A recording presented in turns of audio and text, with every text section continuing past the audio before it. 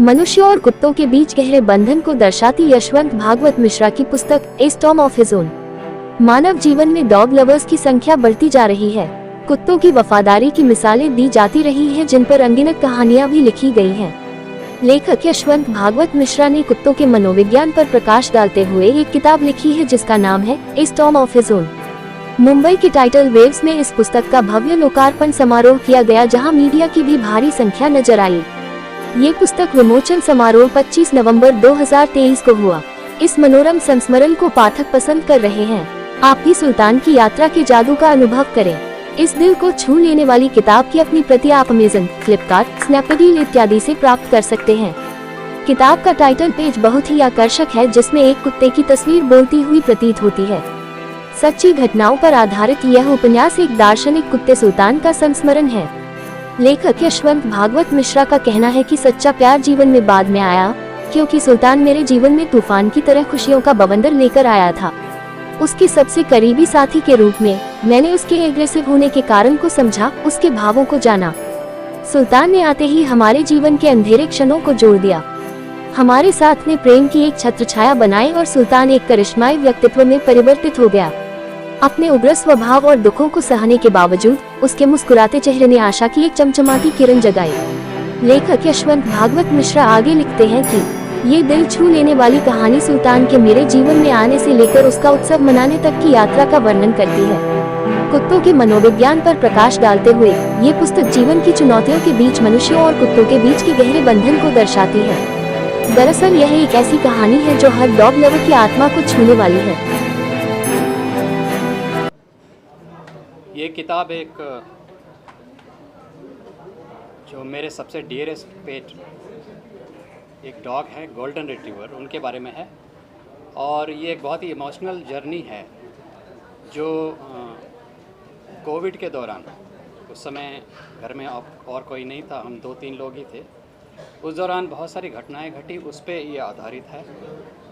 और ये आमतौर पे जिस रूप में हम अपने पेट डॉग को या एनिमल्स को देखते हैं उससे कहीं ये अलग हमने उसके इमोशनल व्यू को जो हमने महसूस किया उसे दुनिया के सामने रखने के लिए इस बुक को लिखने का विचार आया। और स्टोरी मिरर में विभू जी ने हमें बहुत हेल्प की उसे पब्लिक करने में, उसे लिखने में और उसे तैयार करने में और यहाँ तक पहुँचाने में। जी सर, ऑल्सो अमेरिकी प्रेसिडेंट के पास भी ये डॉग था और इसको पालने का विचार आपके पास कैसे आया, अगर थोड़ा सा उस बारे में बताएं। हाँ, वैसे देखा जाए तो दुनिया में ये सबसे पॉपुलर वैरायटी है गोल्डन रिट्रीवर्स। तो हमारे दिमाग में तो ऐसा कोई विचार नहीं था। मैं तो विदेश में जॉब कर रहा था और कोविड के दौरान मैं जॉब छोड़कर वापस इंडिया आया तो मैंने देखा कि मेरी वाइफ ने एक डॉग को शेल्टर दिया और उसे अडॉप्ट किया।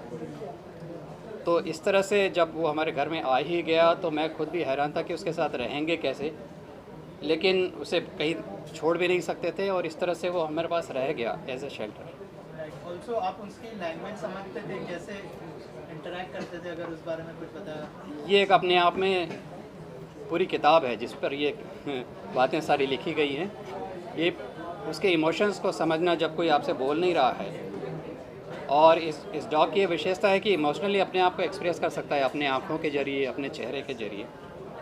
तो अपने सारे काम वो करवा लेता था हमसे।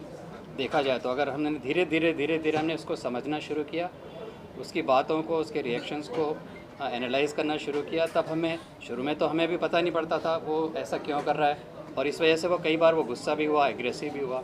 और धीरे धीरे जब हमें समझ में आया तो लगा कि वो अपने आप में एक अपनी बातें एक्सप्रेस करने की पूरी कोशिश कर रहा है और ये हमारे ऊपर है कि हम उसे कितना समझ पाते हैं। विभू जी, आपसे जानना चाहूँगा क्या थॉट प्रोसेस था जब आपने स्टोरी को, जब सर ने आपको स्टोरी सुनाई और जब आपने फैसला किया कि जो स्टोरी क्या होता है, स्टोरी एक इमोशंस होता है। स्टोरी हर एक ज़िंदगी में एक स्टोरी है, हर एक बंदे के ज़िंदगी में एक स्टोरी है।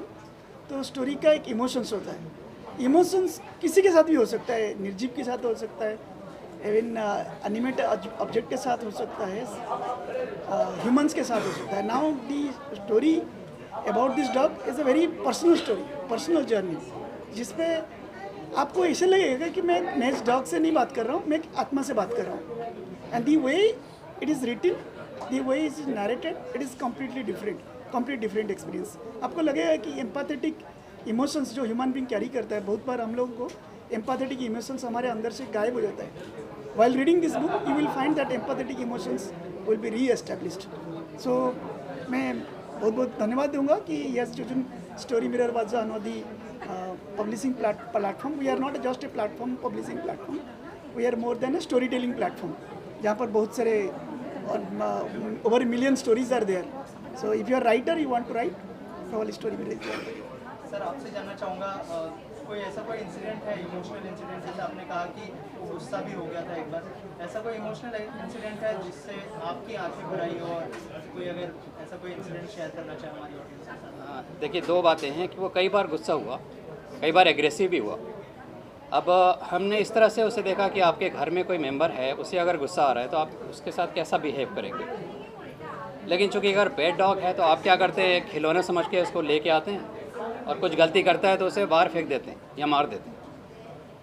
तो ऐसे बहुत सारे सिचुएशंस हमारे साथ आए कि वो बहुत गुस्सा हुआ। मैं आपको एक वाकया सुनाता हूँ, आप खुद विचार करिए कि उसमें क्या निर्णय लेना चाहिए था। मेरे पास एक डमी डॉग था और लॉकडाउन में हम सब अकेले थे, तो मुझे लगा कि इसको एक फ्रेंड की तलाश ज़रूर होगी, तो क्यों नहीं शायद ये डॉग से एक टॉय समझ के वो खेले। ऐसा समझ के मैंने वो डमी डॉग निकाल के, और देखने में एकदम रियल लगता था, तो हमने उसे दिया, और बल्कि मेरी वाइफ ने ले जाके उसे दिया और उसके साथ खेलने भी लगी। फिर वो अलग हट गई।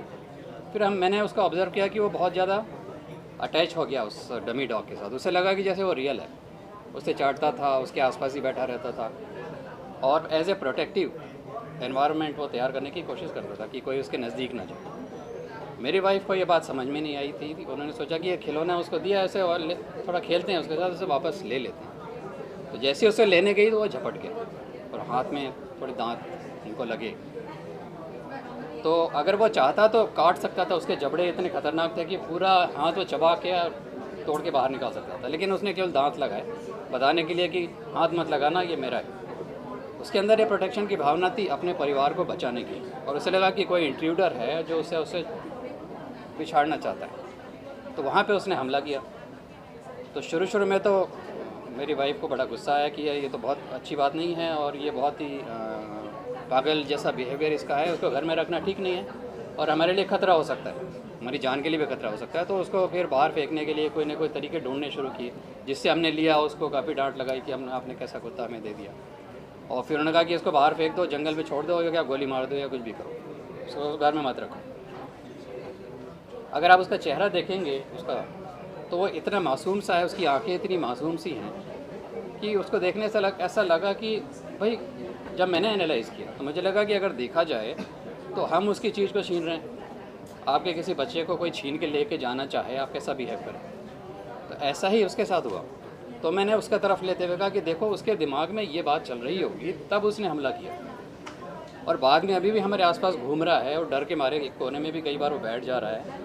तो ज़रूर उसको पश्चाताप तो है कि उसने हमें गलती तो की है, लेकिन उसको भी अपना बचाव करने का हक था। तो एक दिन बीता, 2 दिन बीता, फिर फाइनली जीत उसी की हुई, उसके इमोशंस की जीत हुई, और वो फिर भी हमारे साथ और आगे चलता रहा। इस तरह से ये घटना घटी। दूसरी बात आपने बताई कि इमोशंस को कैसे पहचाना, तो मैं आपको एक और घटना सुनाता हूँ। हम कैसे किसी को रीड करें, कोई भी हमारे घर में है, कोई व्यक्ति है, कोई परिवार का सदस्य है, तो हमें भी तो समय देना होगा ना उसे, कि उससे समझें, वो जाने कि वो क्या चाहता है, उसे क्या अच्छा लगता है, क्या अच्छा नहीं लगता है। तो मैं बाहर प्रोजेक्ट पे काम कर रहा था, तो छुट्टियों में जब घर आया तो उसके लिए एक जैकेट लेके आया लाल रंग का। उसका एक फ़ोटो भी इस वीडियो में दिखाया गया था ख़ास तौर पे। तो वो जैकेट उसको पहनना आसान था, उसको पहनाने की ज़रूरत नहीं पड़ती थी हाथ पैर में, उसको गले में लपेट दो और जो वेलक्रो होता था उससे वो स्विच हो जाता था, पूरा लपेट जाता था। तो उसका बहुत पसंद था। तो एक बार जब मैं छुट्टियों में घर आया तो मेरी वाइफ ने उसका जो जैकेट था उठा के वार्डरोब में रख दिया था। तो मेरे पास आया और कूं करने लगा। फिर वो वार्डरोब के पास जाए और वहाँ पे कूं करे, फिर मेरे पास आए। तो मुझे लगा कि ये कुछ कहना चाह रहा है, वार्डरोब में कुछ होना चाहिए ज़रूर। तो मैंने खोला, उसमें कपड़ों के बीच में उसका वो रेड जैकेट था। मैंने उसको निकाला, उसको दिया, तो वो इतना खुश हुआ, उछल के मेरे को धन्यवाद देता रहा कि यही तो वो ढूंढ रहा था इतने दिनों से, उसको छुपा के रखा हुआ। तो ये समझने की बात है कि वो चाह क्या रहा है।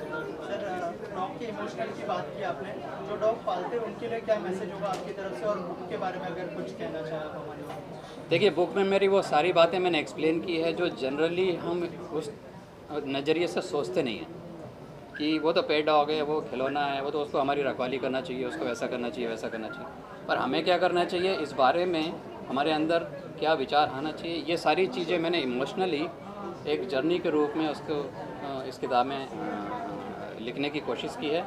और विभू जी ने बहुत उसमें मदद की है उसको प्रॉपर तरीके से, प्रोफेशनल तरीके से प्रेजेंट करने में। तो मैं यही कहना चाहूँगा कि जैसे हम परिवार का सदस्य है, ऐसे ही जो पेट एनिमल्स हैं वो भी हमारे परिवार का एक सदस्य है।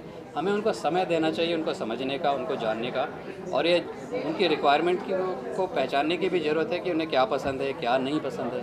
एज ए फैमिली में आप उन्हें अगर रखेंगे, आपको भी अच्छा लगेगा, उनको भी अच्छा लगेगा। अभी जैसे आप देखिए कि कितने आवारा कुत्ते आपको नज़र आ रहे हैं, कितने सारे इंसिडेंट्स यहाँ पे हो रहे हैं, बहुत बड़े लाइव इंसिडेंट्स यहाँ पर हो रहे हैं। तो मैं यहाँ पर ये बात कहना चाहता हूँ कि हम उन्हें आवारा क्यों छोड़ रहे हैं। पहली बात, एक इंसान की बुनियादी ज़रूरत है रोटी, कपड़ा, मकान। जीव जंतुओं की भी बुनियादी ज़रूरतें हैं, क्या हमारा उस पर ध्यान है? ठीक बात है, हमारे देश ने काफ़ी तरक्की की है और बहुत सारी सुविधाएं हैं अभी भी और मिलती जा रही हैं, लेकिन थोड़ा सा समय तो चाहिए देश को पूरी तरह से विकसित होने के लिए। उस समय में हमारी भी ज़रूरत है कि हम अपने आप को भी बचा के रखें और उनको उनका एनवायरनमेंट देने की कोशिश करें।